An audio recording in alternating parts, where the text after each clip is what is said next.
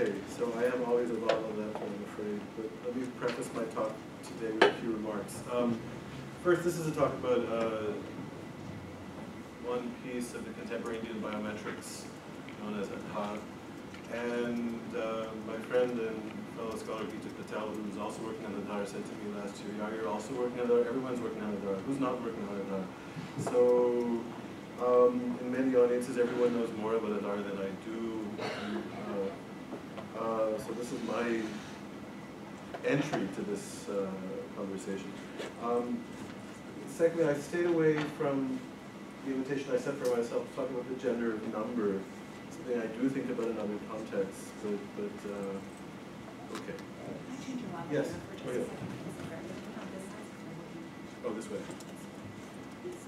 No, this is like, it's very LA, it's just very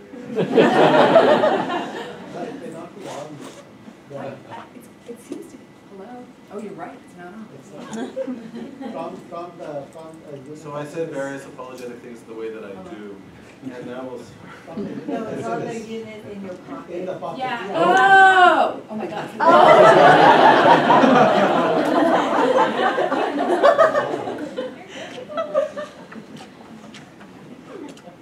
I'll just project. Oh, there. I know, it was working. Oh, there you go. Okay.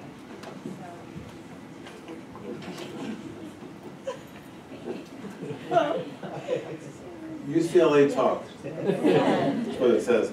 Okay. I'm very grateful to be here and to the varied friends and new friends that have helped make this happen. I want to speak about a new project, engaging an object that mutates by the day, and I come to you full of questions and few answers. The object in question is India's biometric ID termed Aadhaar, what its database promises and what it threatens, and how certain moral worlds are being recast in its wake. The answer most often demanded of me in reference to this program was best put by the justly celebrated Rajasthani-based right to information activist Aruna Roy, who put it to me like this: are you on our side or their side? Their side was the new technocracy of Aadhaar. A Berkeley colleague, a leading electrical engineer and information scientist originally from West Bengal, has been part of this technocracy and put the question in reverse. I know you sociologists and anthropologists despise us, he said to me, but why when we are attempting to fix the corrupt social order that you have never been able to effect? A different version of the divide was put to me by the second in command of Aadhaar's technical team for many years, now a consultant to the program, and over dinner I showed him a copy of Akhil Gupta's book Red Tape and described a few of its arguments. But that is exactly the point, he said. He is absolutely right in his analysis of petty bureaucracy. This is why we need Aadhaar, so every person can be linked directly to the database, and we will have no more need of the social. These are the days of the post-social, but for this engineer, the social is the nexus, the miasma of corruption that demands what Thomas Hansen has termed an anti-political and sublime response. The sublime here, the scale of big data, so encompassing as to include everyone within it and render dirty and corrupt local government redundant.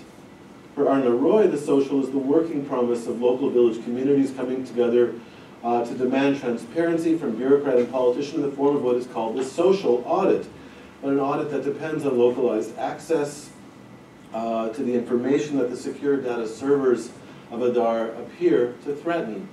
Unlike, I imagine, some of you, both methodologically and ethically, I find myself unable to recognize these claims as positions in a war and therefore to choose between them. What questions might one ask of Aadhaar? So the first section is called the Federation of Silos. Some context, perhaps. Two frames orient contemporary efforts to collect traces of biological form at the national level in India. Over the 1990s, biometrics emerged as a promising category of the collectible. I've been, by the way, sitting for various other reasons because of the center that I'm a part of with a bunch of art historians this semester. So I've become obsessed with the idea of the collection in the archive. But it's largely for contingent reasons because that's all we talk about. So, okay. Two frames orient contemporary efforts to collect traces of biological form at the national level in India. Over the 90s, biometrics emerged as a promising category of the collectible, no longer closely bound to the forensic apparatus of fingerprints and other presumptively telltale organs, apertures, and surface surfaces materialized under the Indian Penal Code. It was followed by a similarly exciting figure of big data as the condition of the new archive for the collection. The first frame for collection was that of security, and its biological object was the terrorist. The cargo conflict between India and Pakistan propelled a renewed sense of the border's haptic intimacy, a sense intensified with the multilinguistic spread of 24/7 news cycles and with the global security regime put in place after September 11, 2001, and an Indian parliamentary commission proposed the collection of the biometric data of the Kashmiri Muslims and other border populations. Concurrent proposals focused on collecting the biometrics of coastal populations, a concern in the wake of the serial bombing of Mumbai on the Arabian Sea.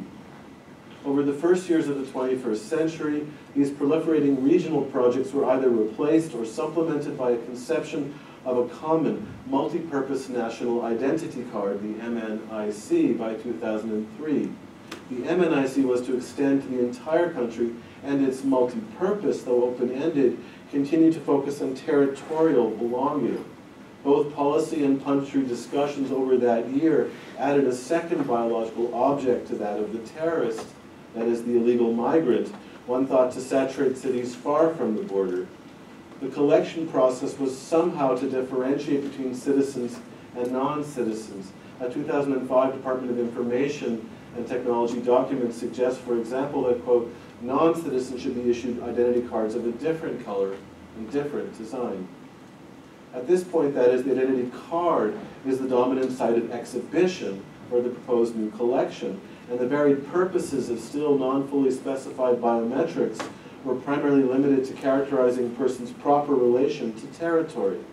The varied projects of border biometrics, some realized, others abandoned, and the few still the subject of rumor, and the proposed MNIC, the new national platform, were designed with multiple data fields to secure a proper relation to place. We might term the proliferation of data fields a hyper-territorialization. But as the reach of the proposed collection was extended from the borders to the nation as a whole, the expansion across a range of anxious government reports seemed to trouble the feasibility of actual collecting. Amid such concern, the Home Ministry linked the MNIC to the National Decennial Census as a proven instrument of collection. The proposed collection is eventually renamed the National Population Register, or NPR.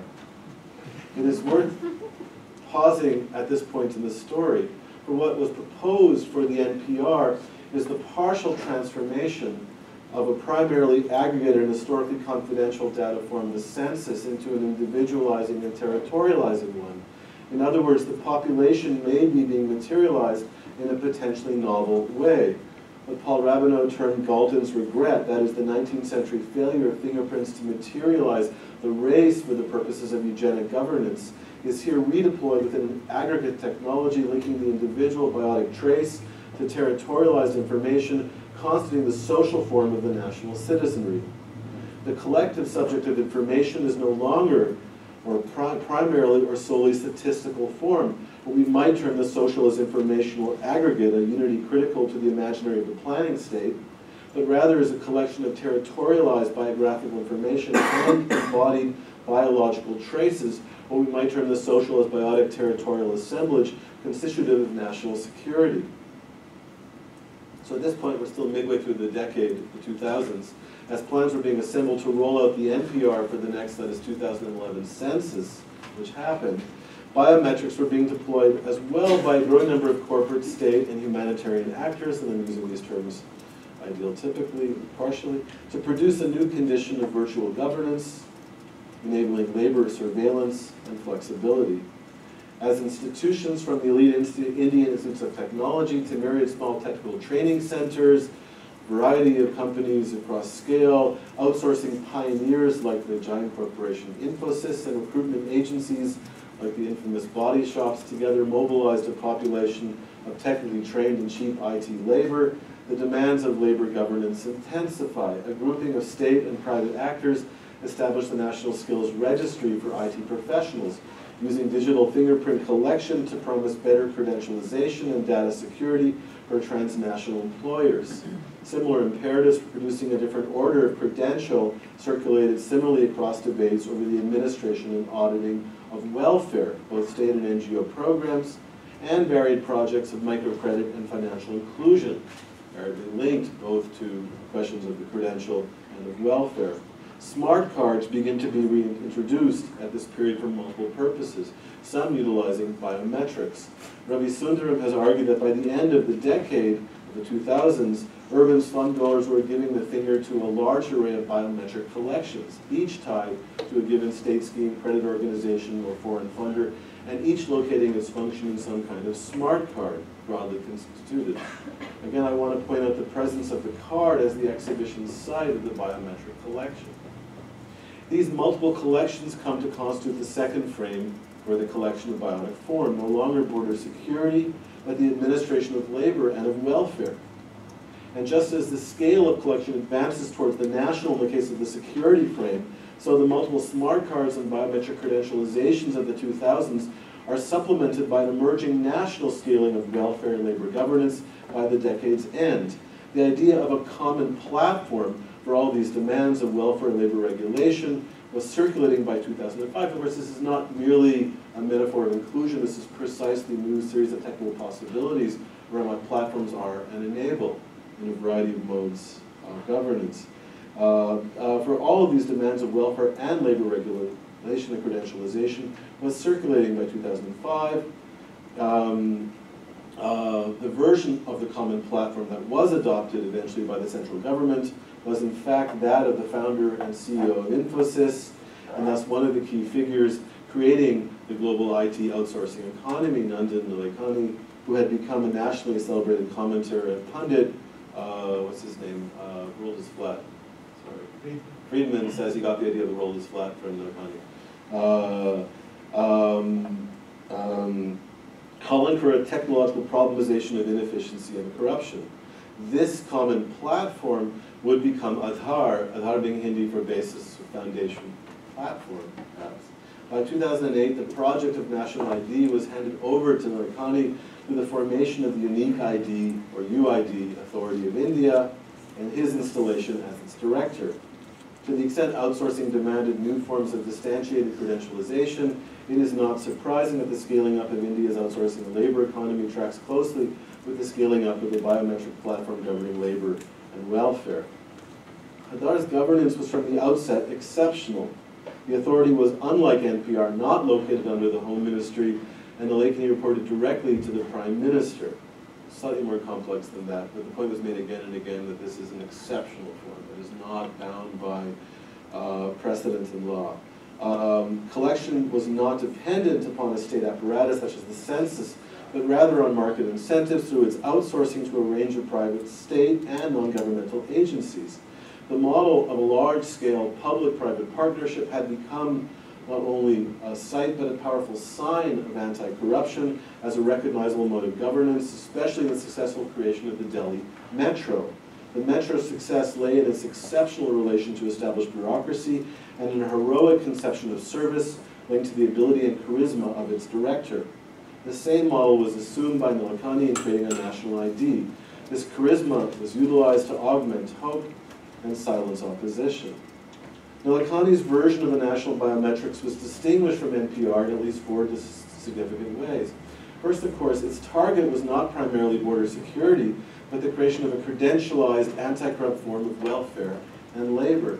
Second, its rationality was not organized around biography and territory or the discrimination between citizens and non-citizens. By biography, I mean that Nilekani was not interested in including as many features of a life within the data fields, and said it several times, contradicted somewhat by what actually happened, that he wanted as few data points as possible. All I need is a biometric trace of 2 eyes and 10 fingers, and a random number. That's, the rest are necessary softs to society. In a sense, the less information Aadhaar as a data form contained, the better. Against left critics who attack the new program as an insidious violation of privacy, Nilekani could point out that Aadhaar collected almost no information besides name, gender, current residence, and date or year of birth, linking these to the digital trace of 10 fingerprints and 2 irises, to a face photo, and to a random number. It was deterritorialized. Third, the rationale of its effectiveness in governance lay in the very technique of its effectiveness as a collection, that is, in its deduplication. Deduplication is a basic set of technical procedures for maintaining a data collection and preventing duplicates from cropping up. India, Nilekani could promise, would itself be deduplicated through Aadhaar. Corruption, analyzed as a problem of proliferating counterfeits or duplicates diverting funds, could be controlled.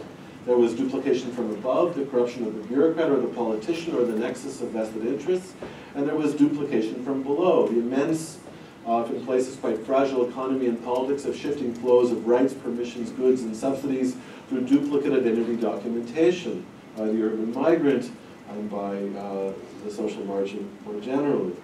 The poor might depend upon duplication within this problematic to live, but deduplication would rationalize entitlement and generate the possibility of a proper biopolitics. China haunted Nilekani in his worries over India's waste. India could become more like China if it did not waste its wealth in duplication. The juxtaposition is, of course, reminiscent of the Hegel of the philosophy of history and the aesthetics, particularly the latter, where India, as the site of the idea, unencumbered by the world, could only produce duplicates of the idea, a form of criticism that has haunted the history of classical Indian art, with its analyses of temple form, for example, is continually tending towards duplicative proliferation of forms. The project of deduplicating India through Aadhaar was, of course, always haunted by the problem that Aadhaar was itself the second version of a national identity, duplicating, that is, the census-based NPR. Its questionable status as an original has haunted the program. Fourth, as a condition of effective deduplication, the government of identity could not be based on an easily duplicated technology or material like paper or even plastic. Nilekani and his team pointed out again and again that Aadhaar was not a card, but only a number. At stake was the need to create a virtual order of governance, a form and argument proliferating around the world, in order to prevent duplication. This ontological condition presented what we might term a problem of the exhibition. To get people to accede to the invitation for the collection of their biometrics. Aadhaar, remember, is illegal or exceptional. It cannot demand your biometrics, although it in effect is what it does. It can only invite you to your deduplication. To get people to accede to their invitation for the collection of their biometrics, a vast publicity machine showed successful registrants clutching the piece of paper that had been mailed to them as the receipt of the transaction. The first woman to get her Aadhaar receipt appeared with Sonia Gandhi, the head of the Congress Party and the ruling coalition, and somewhat behind her, his name in large letters, but otherwise ignored, the Prime Minister Manmohan Desai. And Sonia Gandhi is handing a giant-sized version of the receipt to the woman who's accepting it. So it's a certain form, a very specific form of sovereign gift, of proof. Because again and again, as I'll say in a moment, what people hope for and expect in Aadhaar is something called proof. So proof is something that is given, in this case, through a scene of sovereign gift. To get people to accede to the invitation, a vast publicity machine showed registrants clutching the piece of paper that had been mailed to them as the receipt of the transaction. Just do Google image Aadhaar, you will get hundreds of people clutching the paper.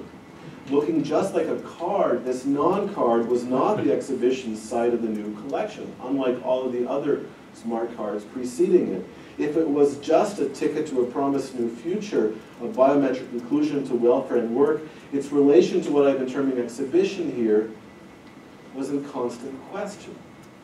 If it's not a card, it's only a receipt, what is it? Why does it matter? Why is it continually being circulated? Where or what is the site of exhibition? At the center of this talk today will be one moment among many when this pedagogy of immateriality, please understand, it is only a number once repeated. There's not a conclusion, I end with a question. Where was the collection housed and how was it exhibited? Critics of Aadhaar focus on what they term as convergence. That is, if formerly data was archived in separate repositories termed silos. Given that they were conceived as being vertical as they lacked horizontal linkages between them, Aadhaar promised or threatened connection. Such horizontal linkages were part of its critical necessity, for example, to medical anthropologist and World Bank President Jim Kim, who has argued that Aadhaar will enable India to improve its disastrous record of tuberculosis management.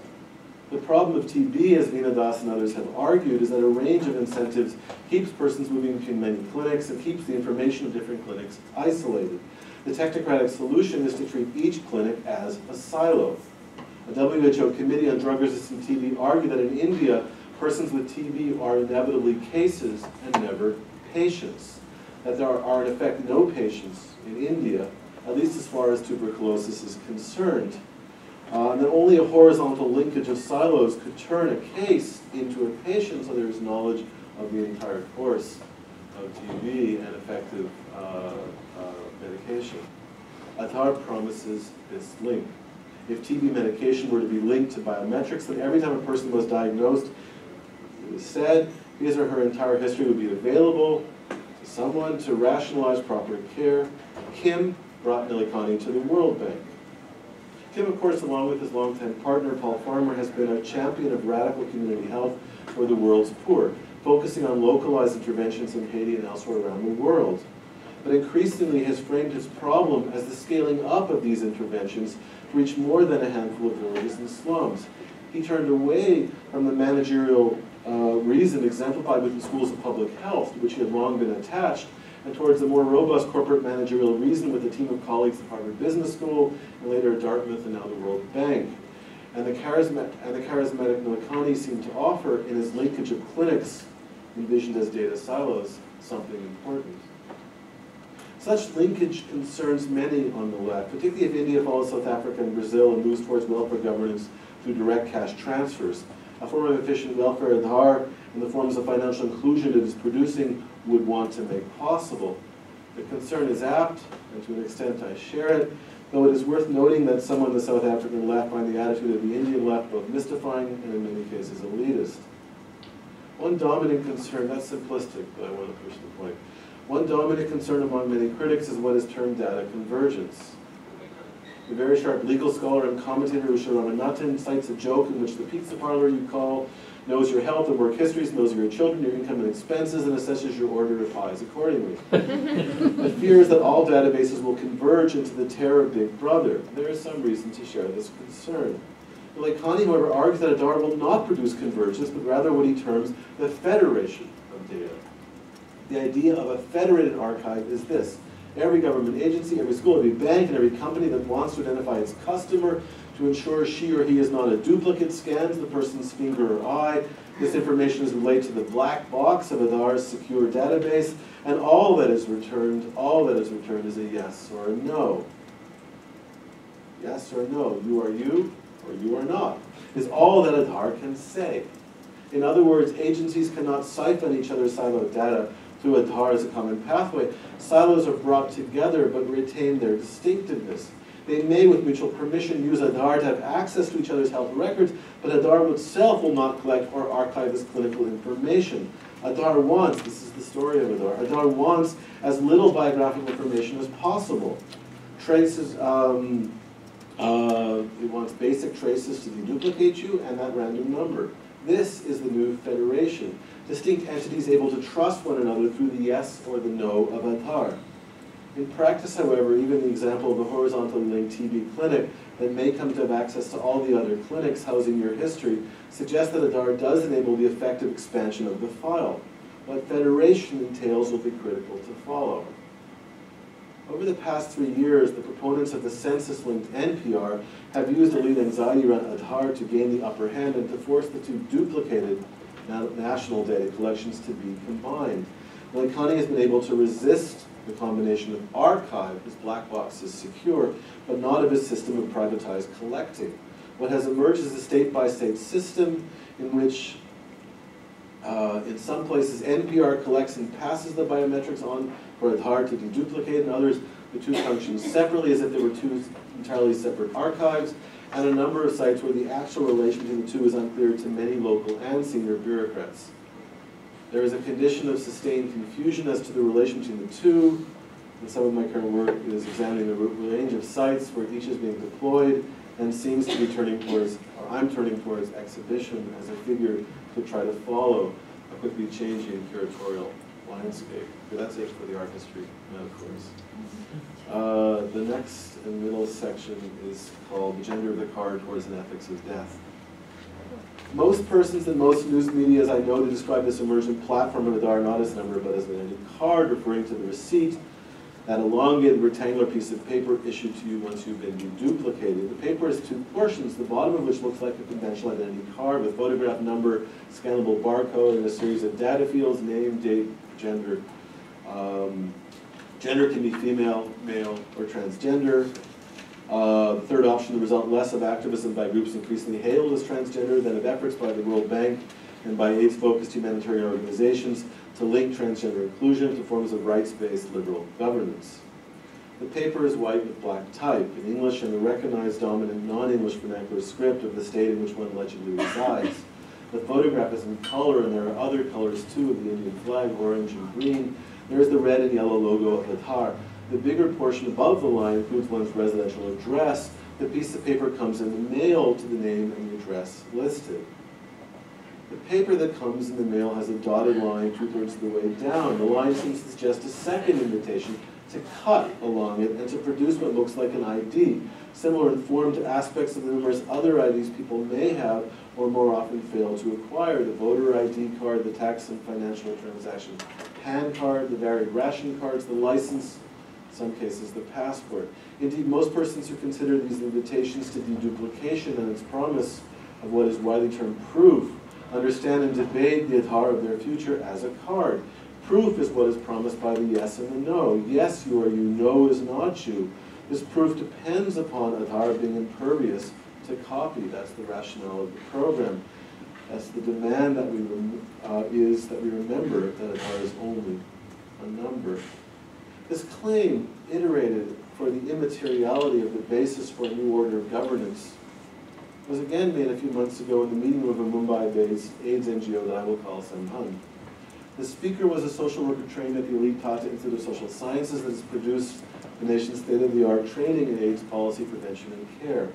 She was speaking to a group that had been brought together by the NGO director in their capacity as transgendered women, the latter a label and source of identification, collective action, and humanitarian objectification that has come over the past decade to displace the so-called traditional third-gendered category of the hijra.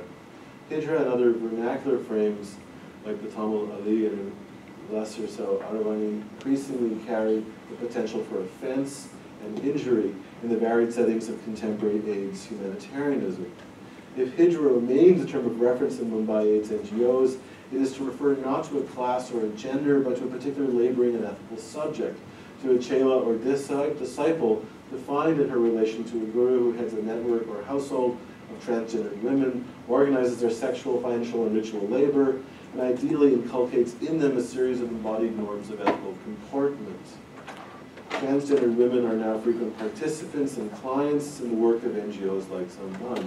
If in the early 1990s the KP, or key population, targeted by Samhan was divided between upper-class gay men and non-identified MSM, men with sex with men, and if by the late 1990s MSM as the KP had been replaced by the putatively pan-South Asian and traditional category of Makoti, an ethical and laboring form that drew upon the pasivo of the Latino model in the circulation of localisms within culturalist AIDS care at the time, by the mid-2000s, with the creation of the Global Fund to fight AIDS, tuberculosis, and malaria, with the advent of the Gates Foundation, with the growing importance of the World Bank, comprising a new assemblage of funding and audit producing global health, the KP at Samban had become that of the hijra and then the transgender woman.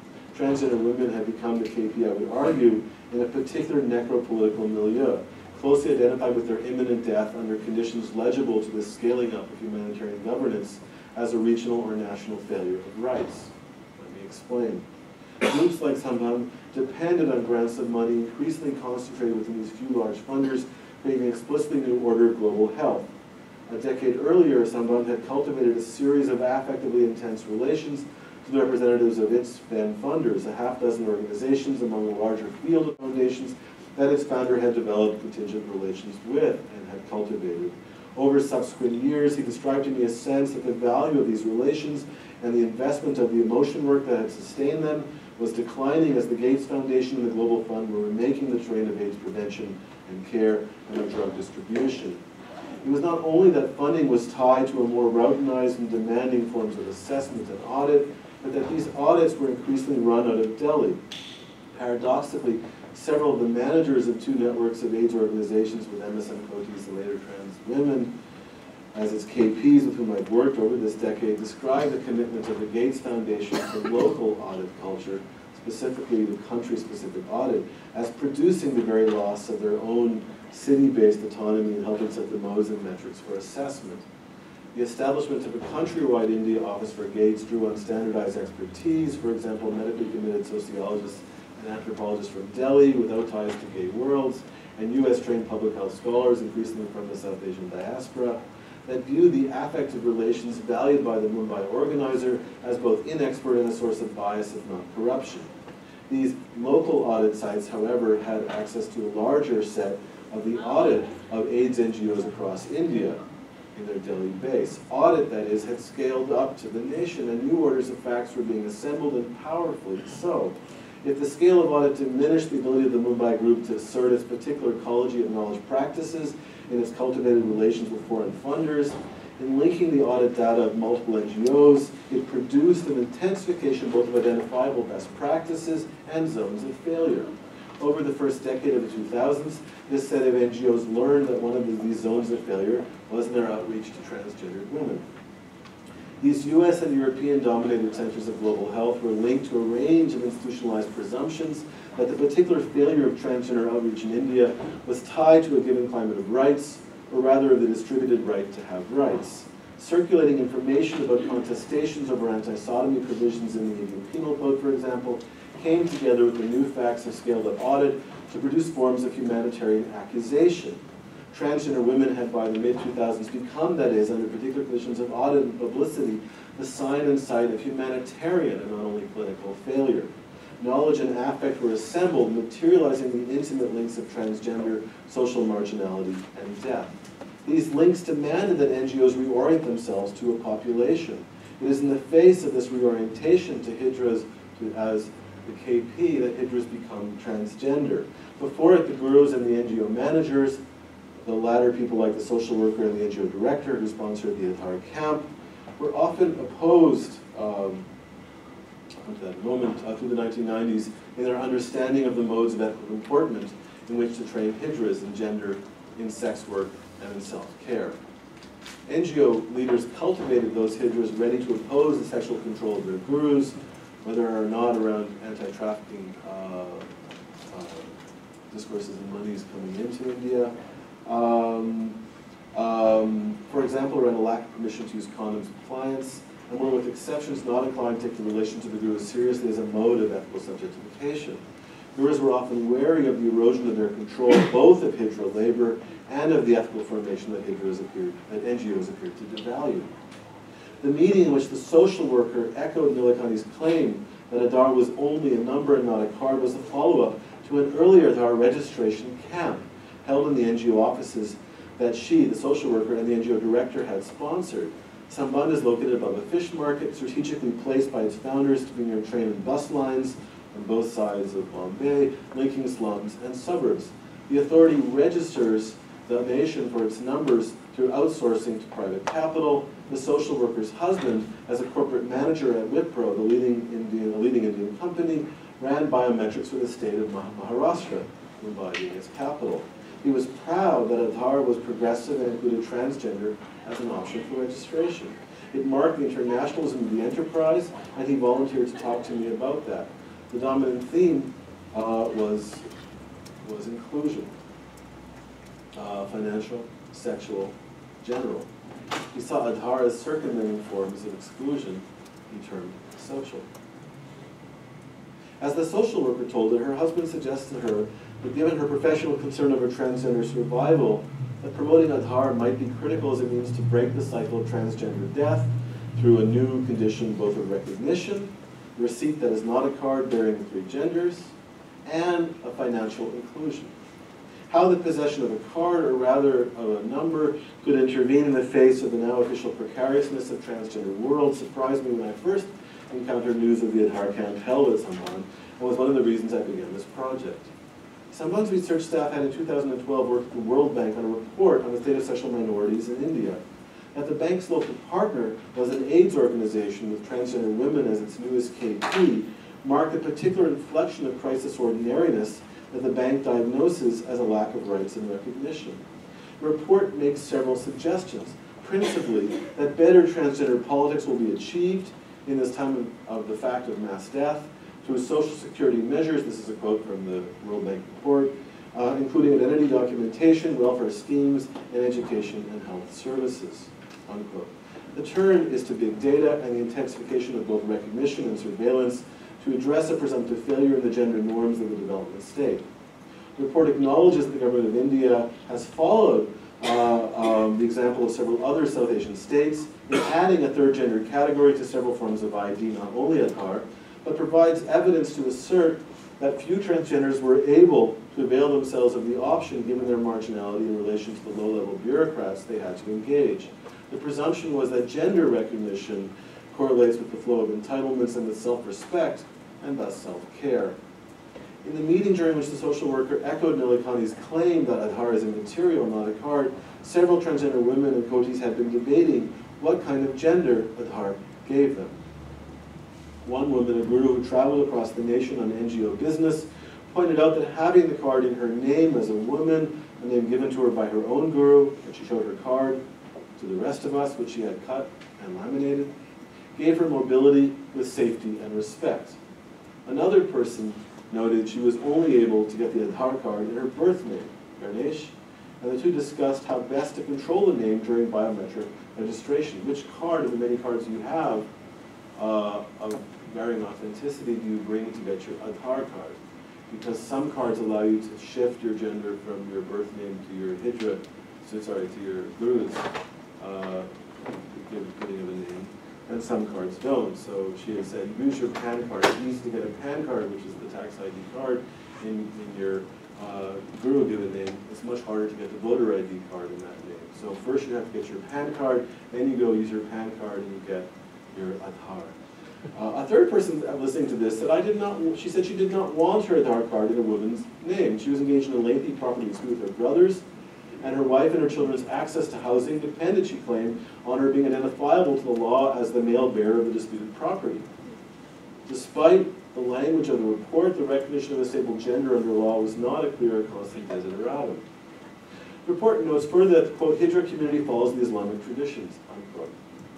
The point alludes to the importance of conversion to Islam in complex ways for Hindu and Christian transgenders as part of what I've been terming the ethical comportment that entering into a relation with the guru demands.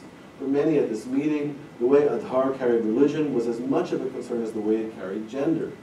Though there is no data field for religion, given the authority's understanding of liberal governance, name carries religion. Ganesh is a Hindu name, or Guru gave Ganesh the Muslim name Salma, but her card, as she showed me, pointing to the name, says Ganesh. When we had the registration camp, the director told me, several gurus came and told the hijras to leave. If you get this card, they said, you will not be allowed to be buried. At stake was whether the corpse, bearing a new and by rumor immensely powerful form of identity that materialized it as Hindu, would be accepted as a Muslim and given what the community constituted as a good death. The director was at pains during the camp, as were some of his client gurus, to defeat this rumor. Many people pointed out that the community had long known how to compel physicians to alter death certificates to achieve a range of ends, from preserving property to enabling burial. Many pointed out that in some cases where family property was at stake, non-transgender kin needed a death certificate made out in the male name, and that burial was dispensed with as part of the making of a proper death. But the protesting gurus and a number of hijras abandoned the camp. At a time when NGO governance intensifies the facticity of transgender precariousness and coalitions are articulated around the tragic linkage of humanitarian failure and AIDS death, the threat of the Aadhaar card bearing biographical trace of the wrong religion was powerful. Amid our rehashing of the camp sitting around the table at the NGO and the threat of exclusion from the cemetery and what to make of it, the social worker group exasperated. Sisters, she said, Please understand, Aadhaar is not a card, it's only a number. Against the materialization of not only the gender but the confessional body through Aadhaar, the state-of-the-art social worker could only insist on the authority's truth that its governance will and must be immaterial. How can India conquer the evil of duplication? Nilekani is explicit. Technocracy through the actants and imaginaries of biometrics and big data, linking the crowd to the cloud, as Chris Kelty has put it, must deduplicate the nation. Deduplication is to be achieved through an indelible link of the flesh to a random number. That number, unlike a piece of paper in your card, cannot be copied or fabricated. It cannot be duplicated. The promise of national deduplication and the provision of security through minimal welfare entitlement depends upon an iterated regime of immateriality. But at the social margin, one is met by a gesture. Here's my card. Akil Gupta has written of the intensity with which the rural poor hold on to and value their new documents or fragments of documents they may possess. His point in part is to note how this magical overvaluation is as characteristic of the operations of the low-level bureaucrats he studies, as of the villagers who must contend with immense uncertainty and arbitrariness. The intense valuation of identity fragments is attested in urban situations in the work of Dinadas and of Sanjay Srivastava. In my own work in both Delhi working-class neighborhoods and Varanasi slums, I was often told about Aadhaar that proof that it gives proof in the face of such uncertainty. The materiality of the situation, that which the social worker was at pains to address through a pedagogy of the immaterial, is insistent. It takes particular form at a time and a place in which AIDS death as humanitarian failure and the futurity of liberal rights travel together, a form in which an assemblage of prevention, pharmaceuticalization, and care recognizes the transgender woman as its key population and looks for biometrics as a condition of reasonable hope. My sense is there's more to say about the accusation of the gurus that Aadhaar prevents the good death. Then that deduplication reduces one's legibility to one's prior body, the one that had not been given over to the guru, to the community, to sex, and to Islam. The last, the sight both of the name bringing one into an ethical community and of the grave securing the relation, but also a lifetime of ethical comportment. The NGO leader was not eager that I cultivate the gurus that attacked his Aadhaar camp, and I have not yet found a way to spend that much time with them. But let me respond to the demand they make in a different way, turning and closing to a Operability film in which God secures a prior, more ethical, and yet increasingly less achievable form of deduplication. In other words, I want to argue that it is not necessarily that in the face of deduplication we celebrate the duplicate, which was what we had to do with that meeting at the NGO, but that we also think about alternative modes of deduplication. In the 1998 film Duplicate, the eponymous duplicate is a master villain. The great Shah Rukh Khan plays a double role, but the identical pair are not the brothers separated at birth that were archetypical of an earlier national drama and its criticism. The challenge is not the possibility of living with unexpected difference that the split twins narrative engages, but an emerging demand of deduplication. But the technology of deduplication in Shah Rukh's 1998 version is different. The hero, Bablu, is a village misfit who longs to be a five-star hotel chef. His double is Manu, a murderous gangster. Bablu is portrayed as an unworldly, initially childlike figure who comes to the city to make a break from his mother, Bebe, and a family heritage of village wrestling to make it in an industry that caters to foreign tastes. His limit, and as we will see, his charm and strength, is his inability to rid himself fully of the telltale signs of the unworldly to become the modern five-star man without Indian qualities. Nonetheless, he manages to get hired as a chef, both aided and delayed by Bebe, his mother's backward, non-modern ways, and falls in love with the banquet manager, Sonia. But Bablu is then wrongly arrested by the earnest and low-ranking Inspector Thakur for Manu's, his double's, murderous crimes. His mother, Bebe, then shows up at the police station and berates poor Inspector Thakur. She brings him proof of her son's identity, a series of photographs of Bablu at family events, culminating in photos of him on pilgrimage, not only with family, but with God. God is in the photo. Thakur, who we are led to see as like Bablu and Bebe, a good and simple person, similarly values kinship and recognizes the deduplicative demands of the deity's presence, its proof. Bablu is released. Proof is a critical form of value in modern India, in the city to which Babu comes, but it is here rooted through kinship and divinity as these migrate with Bebe. We might call the presence of the deity in a series of family photos guaranteeing the authenticity of the young man, the film's first technology of deduplication. Mano has been double-crossed by 3 former cronies who are trying to kill him, and he exacts his own murderous vengeance them one by one. Babu is again arrested for the latest of his double's crimes. If the protestations of a mother's love and photos linking his face to God were enough to deduplicate Babu after his first arrest, things are more difficult the second time around. The senior police officer has no interest in divine deduplication. Rustic Inspector Thakur is himself accused of confusion or even complicity with the duplicitous life of lowly persons. Call such criminal informality duplication from below. But when Manu kills the second of his enemies by dressing as a beautiful woman and seducing the man to his death, even the senior police officer must recognize that Babu, still in custody, has to be innocent. He then declares Babu authoritatively a duplicate. All the other officers look at each other incredulously, each repeating the English word, duplicate, duplicate, as if it carried specific forensic meaning. The simple Inspector Thakur marvels that God must have an amazing Xerox machine to have created 2 such similar men. But how to deduplicate poor Babu? For a forensics that will no longer rely on God. In a world where the good comes to center as much on banquet manager Sonia and 5-star international cuisine as on the deity in the photo. The senior officer has an insight. He tells Thakur to create an ID card for Babu. In the 1998 film, the card is treated as a forensic novelty. It is large and bright red, like a vermilion-tipped passport.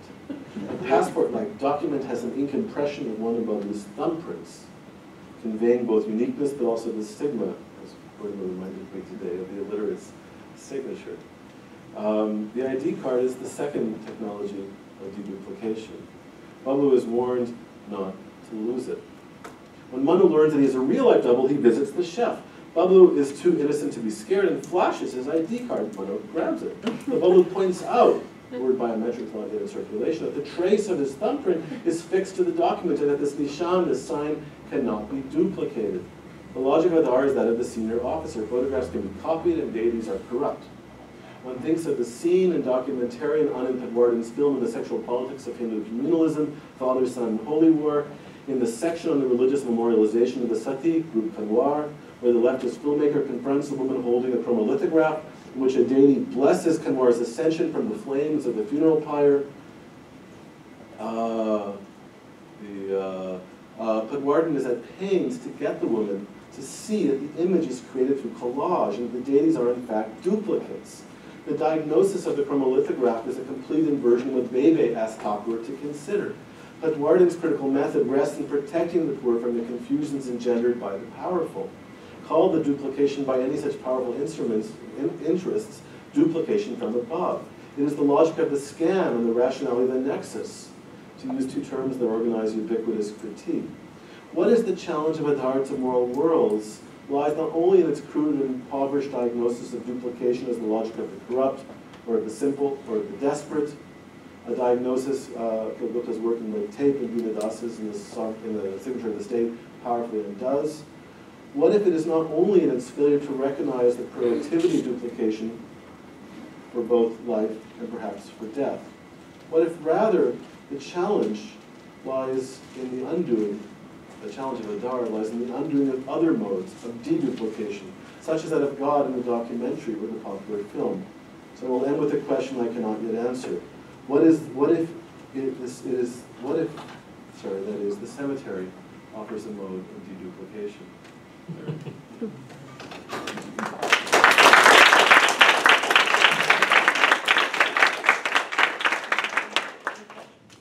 will be glad to compare questions.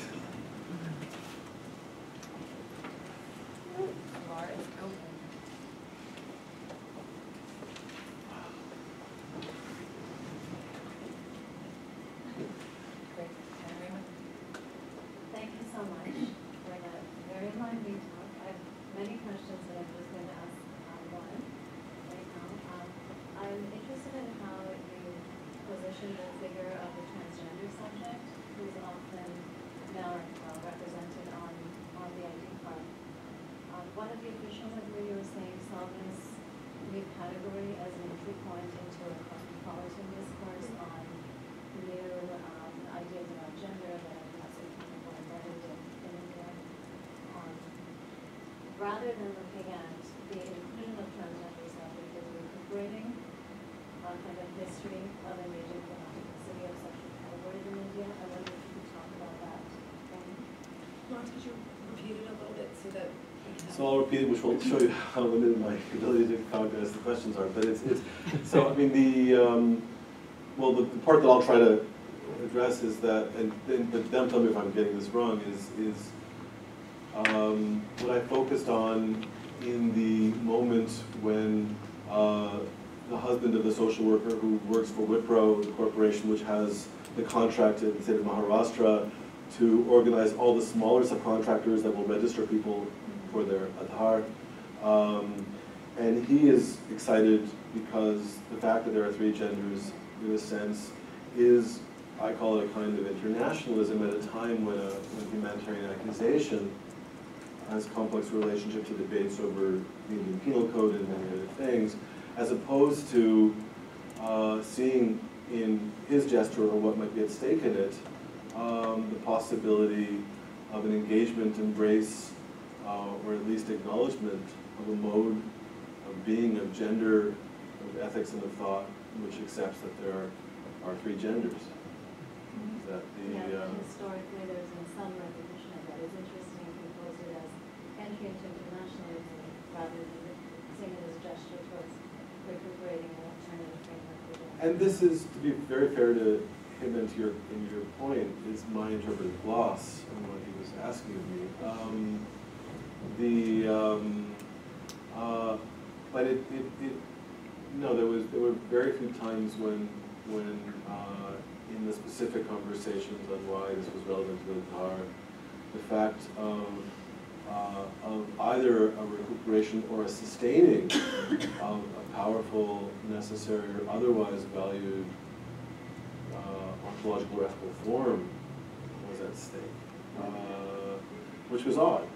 I'm interested in that oddness, the idea. I mean, yes, there is an absolute sense that the very idea that it becomes obvious in the face of transgender death that this is a form of humanitarian lack that needs the pedagogy of the World Bank in conversation with the NGO to produce, through the inclusion of the identity, a form of reparation, is troubling. There you are.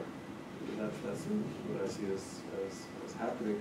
But at the same time, I don't have easy access to presumptions around 3 genders. And I'm very wary. There's 2 ways at this point I can talk about Aadhaar and gender. Just one of the challenges I took for myself today.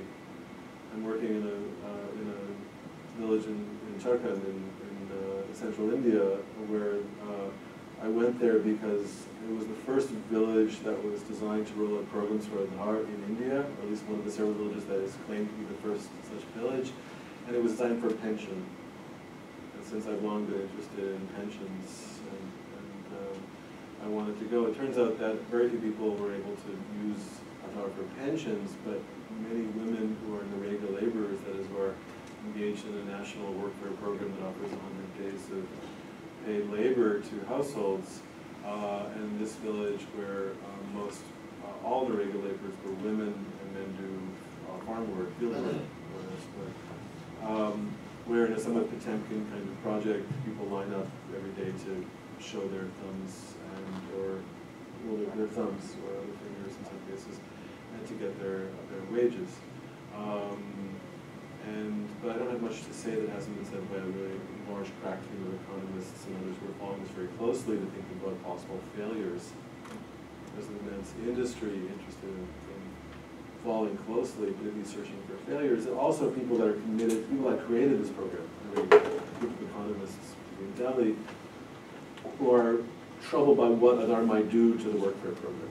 And so, but I don't yet have much to say. So I focus attention on why I'm anxious is in part because of the old story about the specularity of transgender, particularly in relationship to anthropology and its relationship to the general topos of the US-centered racialized anthropology of India. One of the reasons why I think trans is interesting, but I don't focus on here, is that some of the classic debates in trans theory are organized around materialization, debates between Prosser, Namaste, and readings of Judith Butler, for example. And what happens to those debates, which get very interesting. And so, but I don't feel that I can do justice to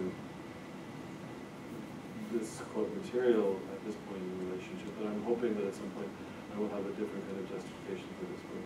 It's the way I came in. I was sitting with friends in Bombay who used to run this NGO in Delhi, used to run this NGO in Bombay, and there was this big debate among several people working at UNAIDS over why aren't transgender women exceeding the invitation to be enrolled, and that was the first time that I sensed that trans women had really become the KP, and that they were trans women, and that there was a very clear sense, which was not new and which was real, of an assembled fact of their death and precarity, and that Aadhaar was the solution. But I'm somewhat cautious. So Anjali Randekar, for example, a friend of several of us, who's always cautious of what lack in the archive, has pushed me to say, what are you trying to do with, once again, turning back to transgender and early sight in a way that's both, for me, interesting but also painful in my work. So it's tricky. It's a different time. So I don't know if I have a question, but there's this remarkable parallel that I kept thinking about as you were talking about the problem of materiality and the continual holding up of the card and the statement that this is only a number. I did this work on electronic voting machines a while back, and it's this wonderful inverse, because there it's the secrecy of the individual that's at stake, and the problem that emerged was that if you have a purely electronic voting system, then when there's fraud, you have no way of verifying that. So the solution was to create paper ballots, right? And you know, not just to return to paper ballots, but to use the electronic machines and then produce a paper receipt, which you can hold as proof of your vote in the case of the necessity of a recount. So there's definitely some kind of relationship between material and immaterial up here that's also tied to identity and secrecy, to the secrecy of identity or to the deployment of identity in different ways. And I'm not sure whether that's leads to a Can question. I say one maybe useful thing quick, and then when we're bumping quicker?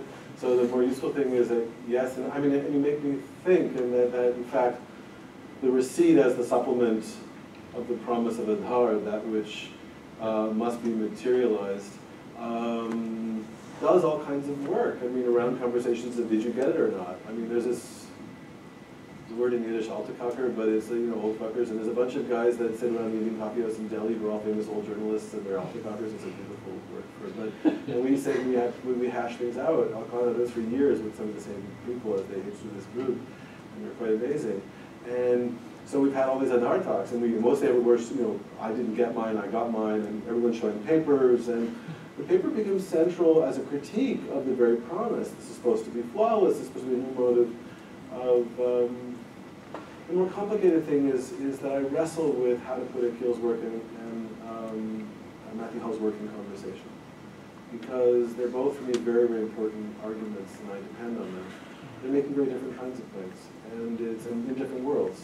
And I think they're both very central, and I don't think I've risen to the task fully of how to do that. So, I mean, Hull draws upon a very specific, you know, linguistic argument with material semiotic from Webkeen, of course, where he wants to say that if Richard Somers Smith argues in looking at land tenure in the Punjab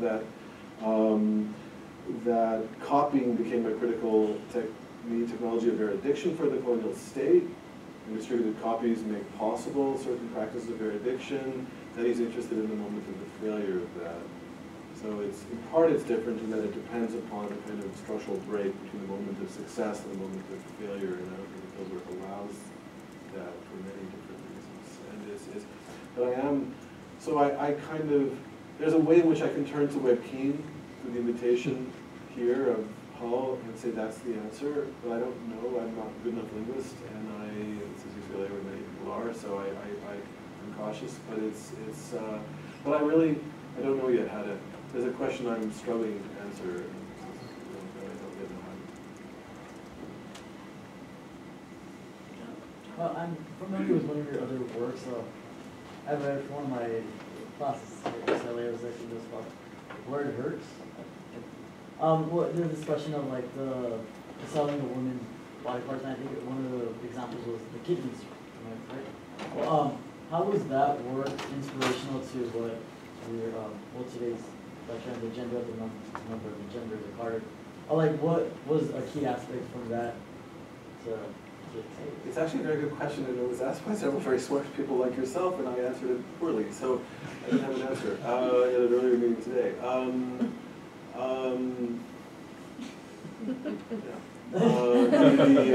To be very honest, I kind of felt if I had to do one more thing on the kidneys, I would have shot myself. And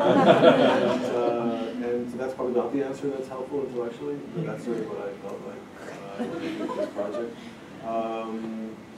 No, look, I mean, I think one thing that happened, I'll just say this, is I spent a lot of time thinking about very specific policy and non-policy goals around transplant.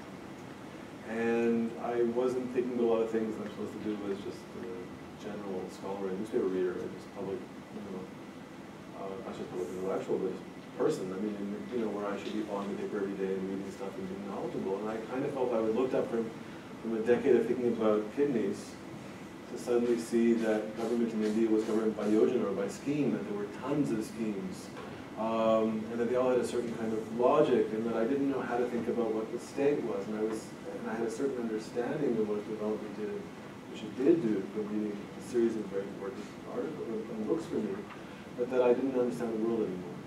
So the only thing I could say is that in part this came out from this profound sense that I don't know how to think about state stuff. Not just in general, because analytically there's some tricks and tracks there people here have written about, but because there's a very specific world. And so Aadhaar was one way into it. It was an interesting way into it because Aadhaar was, in many ways, at a time of the proliferation of programs, many of which had their own smart cards, Aadhaar was the one card to rule them all. Kind of tricky, just like that other ring. It's materiality. And so Aadhaar seemed like a really interesting way to struggle with the basic question of what is politics now in India, but also in the BRICS countries, but also in New York City, when forms of cash transfer circulate in many different sites, where questions, and I'm really struck by the diagnosis made, which has debate by the economist Kalyan Sanyal, as read by Partha Chatterjee, the idea that to think about politics is to think about a lack of adequate labor in the world, and that new forms of welfare emerge given a limit to labor, to jobs, and this is at stake in the U.S. right now over to what extent are a series of employment benefits going to be continued, and it's not a simple thing, even with the divided Congress to split on. There are fundamental questions as to what is the structure of welfare, security, and the state in a time when it is not clear that the economy will return back to normal, that the new normal is one in which there's a different relationship of labor to welfare. So I call this minimal welfare. I'm distinguishing it from the work of Peter Redfield, who has a very important set of articles on Doctors Without Borders, Médecins Sans Frontières, where he's interested in how, in managing a refugee camp after a hurricane or a violent episode of war, you're trying to develop a minimal kit to keep people barely alive, because there's a lot of things you have to do in an emergency way, and he's talking what he calls a minimalist biopolitics. I think there's something else going on which labor is in shortage, which is a new form, which I'm calling minimal. And so I'm trying to, so the big question is I woke up one day from the kidney, and I was struck by the emergence of minimal welfare, and I was trying to find a way to think about it.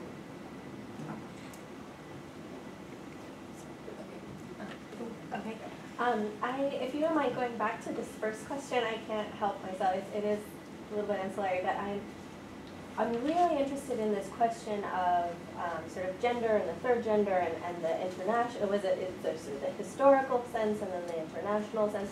And I'm wondering if you've seen, if you can speak a little bit to whether the people themselves, the women themselves is there any kind of shift in sort of the experience or expression of gender from this transgender kind of movement coming in from, the international, or is that kind of not relevant?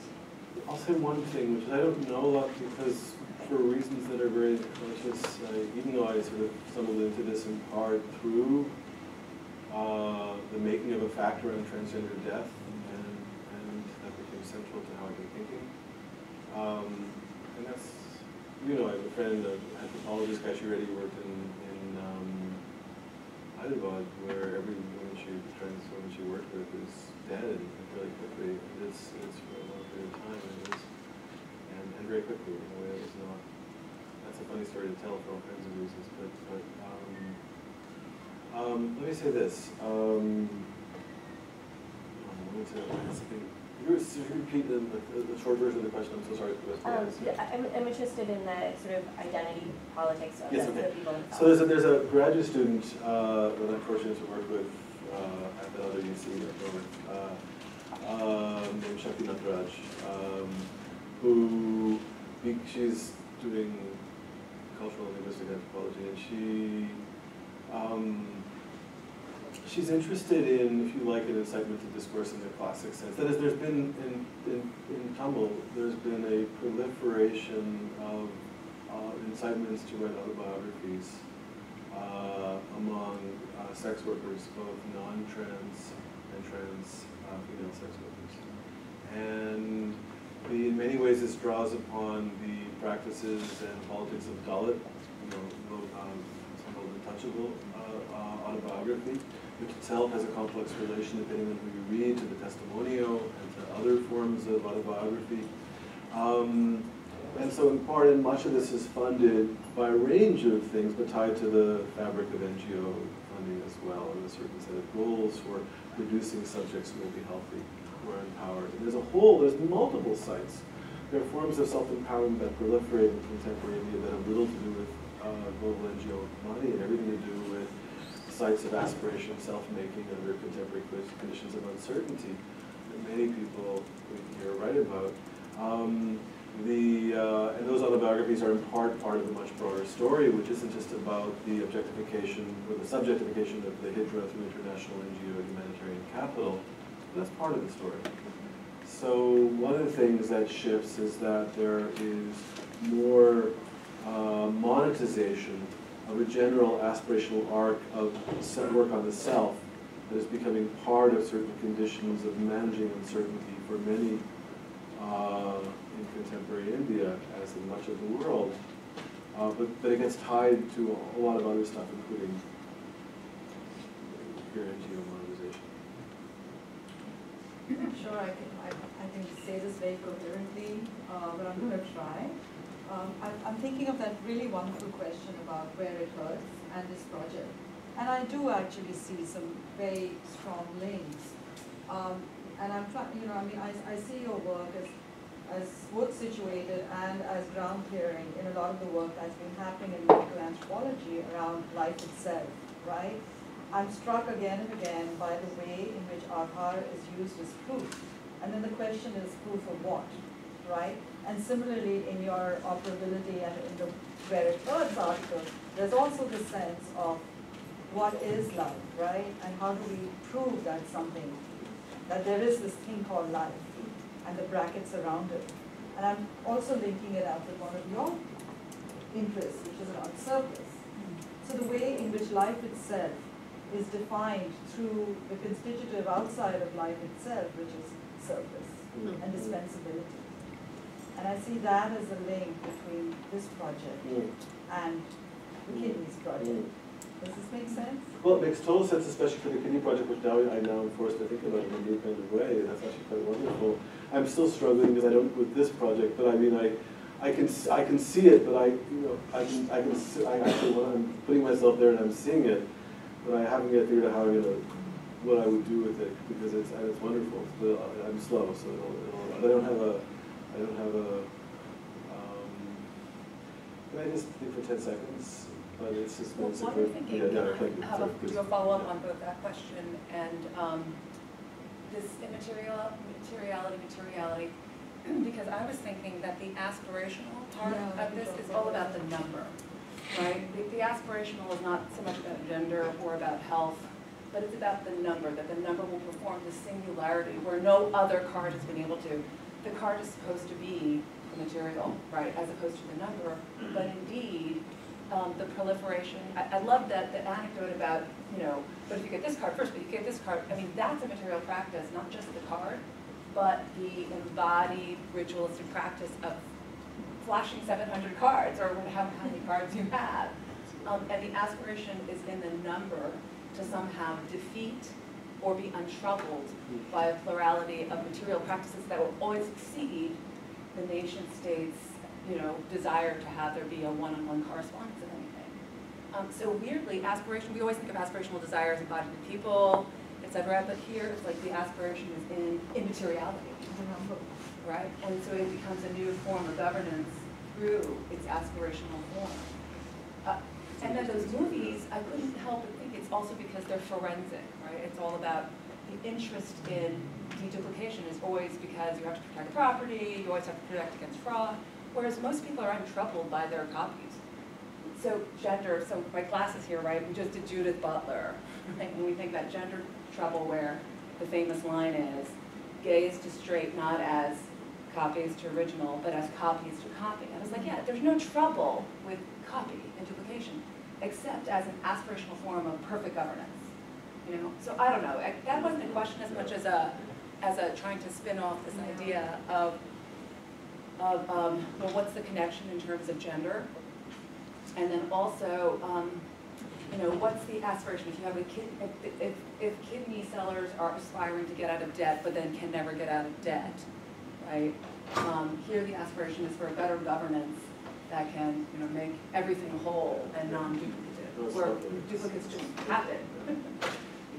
You know, thank you. All I can say now is that I was struggling in the paper to begin to think about proof as a form of value, but and I'm not sure if that's going to get at surplus. I don't mean in the case of surplus, but I mean precisely surplus as value. But I'll have to, yeah, thank you. It's I don't know. I mean, I mean, my phenomenal experience of this work is kidneys there and you winning. So it's just, that's why it's hard to think. Be careful about occasions for sure. Yes. So I think it's related to a few things that have come up, but what and maybe I didn't hear it when I was listening, but you mentioned singularity, and I didn't hear singularity in your talk. And it's fascinating because this notion of deduplication, I'm wondering what kind of a singularity that is. And you know, moments you bring out questions about ethics and biometrics in relationship to ethics and this idea of, you know, the retina and whatever else kind of, what other kind of biological trace that's being incorporated into that relationship is really fascinating. But in my own working out, I brought from leather mouse quite a bit, and there, you know, the singularity and uniqueness is in the face. And that singularity and that form of excess, you know, the non-assimilatable to self-sameness of my being is presented by the other space is another way of thinking about singularity. But I'm just wondering, what is this kind of deduplication as a form of singularity? Is it a singularity? It's a number plus, you know, I don't know. It's kind of an open question. You know, first, I'm very grateful for the face because it's, in fact, for the moment putting aside the face on the card, the face in the broader sense of but I do wrestle with the face on the card. It doesn't. It's there for arguably contingent reasons. It doesn't. You know, as I frame it, the imaginary of it's the cardinal idea behind the card is you have a random number, and you have biometrics which are digital within a certain set of. And it's a combination. So one of the ways in which people are able to cheat with Aadhaar is you can mix things up. You know, that is, I have 12 data points, or each are complex data sets. But I can, you know, there's ways to mix up 2 fingers for one person, and then I can create novelty and new forms of, which are non-deduplicated duplicates. They're duplicates in the sense of they're cards that shouldn't exist. They're sham, they're counterfeit, but they're counterfeit based upon new ways of producing uniqueness by reassembling copies of, and there's this whole question of how is this to be governed, and I don't know enough about the data science yet, but it's so one quick, the thing's called, of course, unique ID, and as a slip, I kept on calling it I had a blog for a while on it, and I kept on calling it universal ID.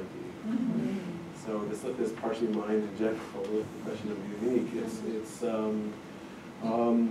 But it's unique in the classic philosophical sense of identity. It's you are you. That's all you're going to get from us. You are you. When I had the second in command of Aadhaar come to Berkeley to give a talk, in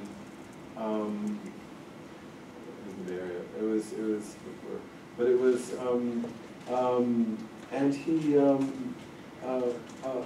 friend of mine was very disturbed about the question of the face. That is, what is it presumed about the religion of the subject that could show his, or especially her, face in a certain kind of way, and was this not to be considered? What's interesting is that the Pakistani and Bangladesh cards, which precede the Indian card, have a face, and there's various expectations of how the face is to be presented into the apparatus. And I don't even have a sense of this isn't getting at the big question, but he was very, very upset, and we ended up sitting for a long time after that talk about why he was upset, and it's I think there is an idea with Aadhaar that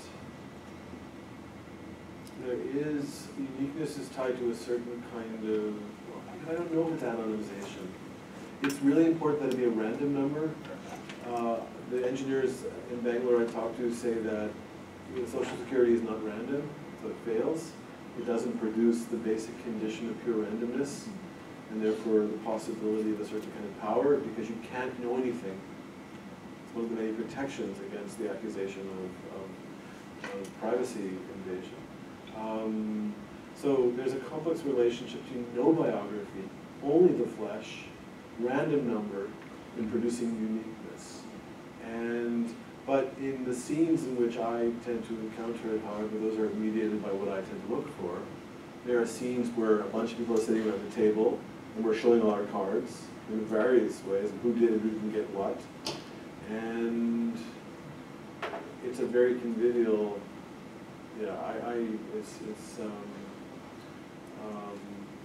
Purnima was pushing me to think earlier today about the violence with which one might begin to address the fact that one is offering to in the scene I mentioned, not here, but the scene that often appears in the photographs is a scene of an older woman in front of the scanner. There's a young man, usually, who's taking her biometrics. And oftentimes you have her putting her face, or at some points her thumb. And when I did it, in my own, I don't know, or unconscious way, I put my thumb down in a very specific way on the table after the conversation, which was a repeat of a gesture by which both the illiterate marks her signature, but also the violence and degradation of that, and the figure of who the illiterate is, and that she would do that. And and that, for the first time, made me think about, a certain kind of presentation in the face of the power, which is part of it. Okay, thank you. Maybe we'll make this the last question. Okay. So, thank you for the talk. My question concerns the role of deduplication. And you stress that, and you echo Nilikani stressing that. And I wonder why the goal of just mapping the population doesn't become more important than preventing duplication. I mean, obviously they're related, but the first goal of mapping the population, I would think, would be the major reason for doing it, rather than deduplication, which seems to be a problem that only crops up after you attempt mapping the population and then you get into problems, which has never been done in the first place. So it's an odd worry. it's a great, you know, I mean, I don't know if I'm going to do this justice because the story I come with is the story in which it's Chidambaram. I haven't talked about who was variously the Home and Finance Minister, but at several points the key figure behind the other biometric program that becomes eventually the NPR.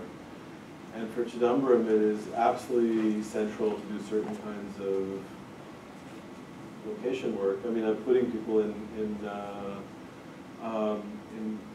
place, and there is a grid. The very structure of the data is organized around a certain proliferation of data fields. Those are shrunk when the Nileikani takes it on. Now, Arunthi Roy early on says that sure he's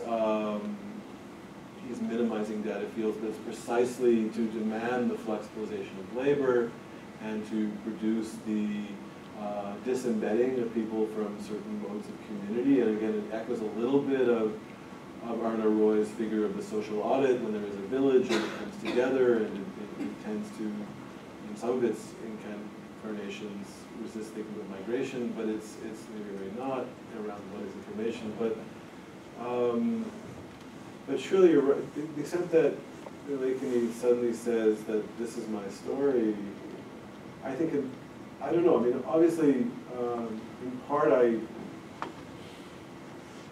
very quickly, and I've interviewed a bunch of people in the Aadhaar side of it. I haven't been able to get in. It's much more difficult because it's security, as high levels in the NPR side. Census people, yes. The Election Commission, yes. But the really high levels of the security apparatuses, I haven't done interviews yet. So the story I tend to produce is one produced by media, which is that Nileikani and Chidambaram early on became at war. This became a very interesting story to tell, and it was a contestation over modes of biometric governance. But I'm not sure if that's the story I have at present. And it's a story in which for Nileikani, and he does say this at various moments, I am not interested in where. But he comes, I think, with this dominant diagnosis that duplication is from the outset the problem. So if I do a cheap trick and turn to Hegel, it's in part because there's a long history why duplication is the problem, multiple histories that assemble together around the diagnosis of duplication. But I hinted at, and a comment made earlier today helped ratify my sense of this, that has a lot to do with Infosys. But that's, you know, but I don't yet know enough about how to think about credentialization, for example. What were the debates over the creation of the credentializing biometrics? And what was the relation of credentials to place? Which would be a way to get at, because my sense is that, the story I'm telling is that there were a bunch of very specific interventions around welfare, some of which were certainly placed, and some of which were, so I'm going to, Can you give, Lauren, thank you so much for